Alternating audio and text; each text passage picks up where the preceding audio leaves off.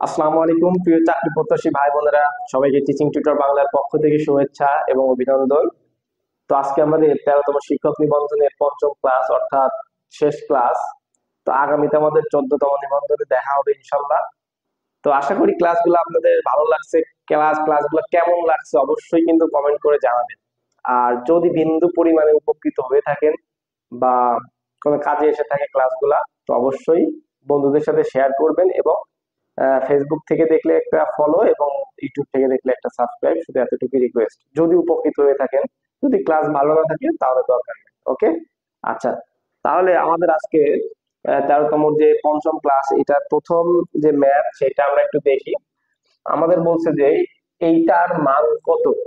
এটা সূচক লগারিদমের একটা অঙ্ক, 9 10-এর। তো এখানে বলছে যে 9x - 4/3x - 2, এটাকে ভাঙবো আমরা। তো এই টাইপের অঙ্কে আমি সবসময় একটা কথাই বলি যে আপনার সবচেয়ে ছোট সংখ্যা কত আছে এটা শুধু একটু খেয়াল রাখবেন।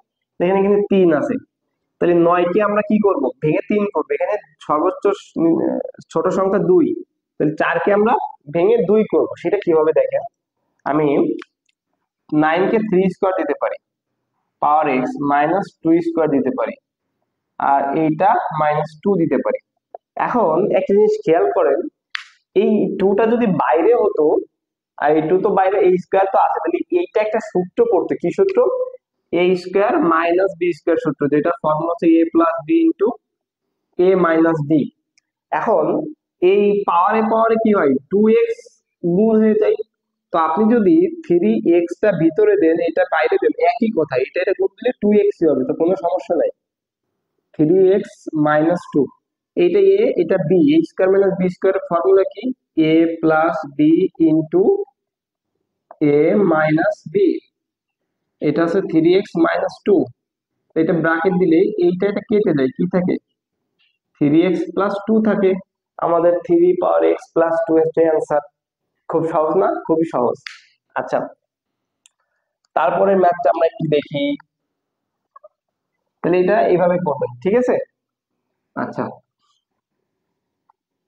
তারপর কি বলছে দেখেন।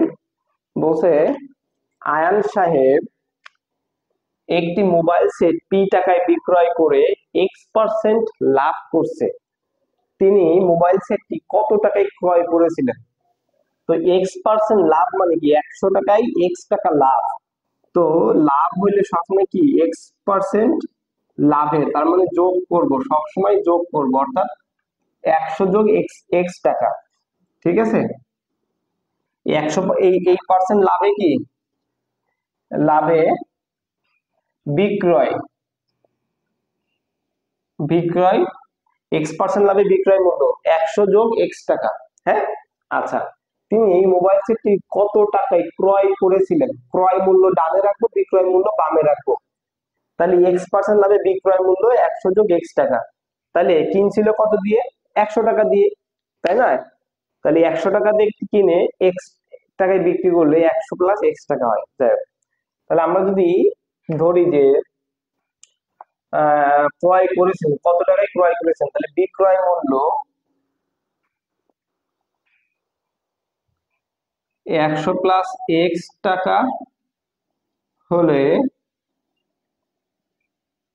ক্রয় মূল্য 100 টাকা। বিক্রয় মূল্য দেখেন, পি টাকায় বিক্রয় করলে, পি টাকায় বিক্রয় করলে বিক্রয় মূল্য পি টাকা হলে ক্রয় মূল্য,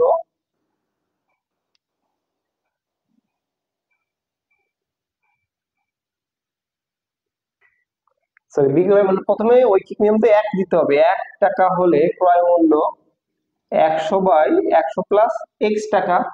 বিক্রয় মূল্য পি টাকা হলে, পি টাকা হলে পিটা কোথায় যাবে? উপরে যাবে, গুণ হবে।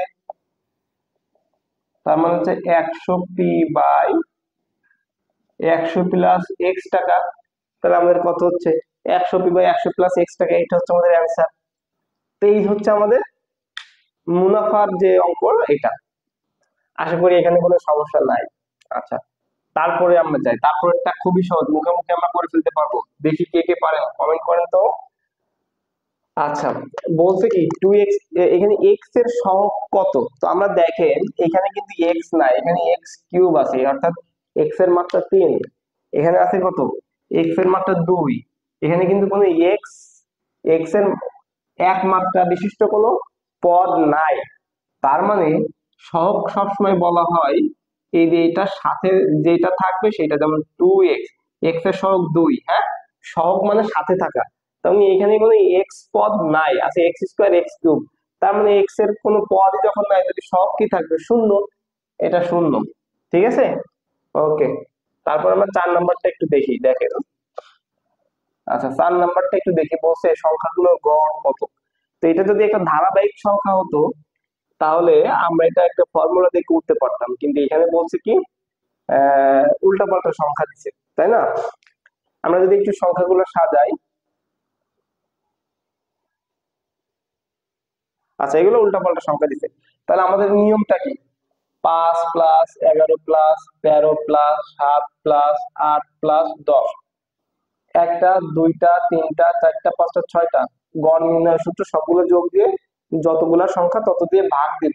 তাহলে সবগুলো সংখ্যা দিয়ে যোগ করে 6 দিয়ে ভাগ দিলে আমাদের কত হবে? 9 হবে হচ্ছে অ্যান্সার। ঠিক আছে, আচ্ছা, তাহলে এটাও আমরা করে ফেলতে পারলাম। যোগটা আপনারা করে নেন নিজেরা, ঠিক আছে। আচ্ছা, তারপরে একটা অঙ্ক দেখি, এই যে 5 নম্বর যে অঙ্কটা, এই অঙ্কটা দেখলে সবাই একটু আতঙ্কিত হয়ে যায় যে কি হবে কি হবে, কিভাবে কি করব, ভয় লাগে, হ্যাঁ। তো এই অঙ্কগুলো প্র্যাকটিস করতে হয়। তো দেখেন এখানে বলছে যে 30 জন শ্রমিক 20 দিনে একটি বাড়ি তৈরি করতে পারে।